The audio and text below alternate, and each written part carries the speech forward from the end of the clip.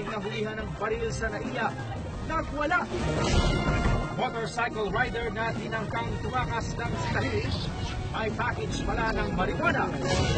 At mga establishmentong sumunod sa batas, kamay sa pagsasara ng Boracay ng 6 na buwan ilang airlines.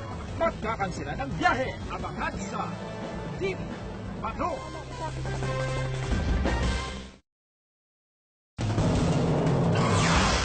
Kainan, nabangga ng pumaparatang sasakyan.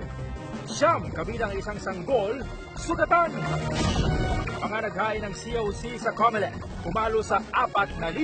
Ilan, nahilo at hinimatay. Ilang palengke, sinuyod ng mga opisyal para siguruhing may mura na ang commercial rights.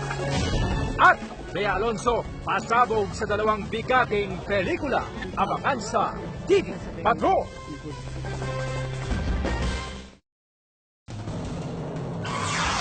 Total deployment ban sa Kuwait, binawi na ni Pangulong Duterte. Mga household service worker, makakaalis na.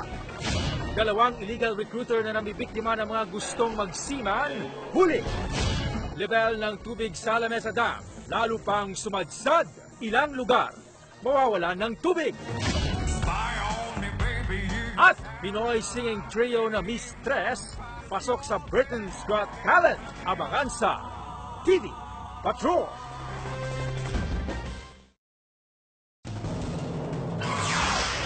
Nasa 27 milyong estudyante, balik eskwela na ngayong araw.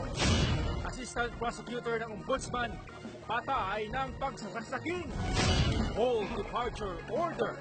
Hihilingin ng kampo ni Geronteng at 2 basketbolista laban sa 2 sumaksak sa kanila.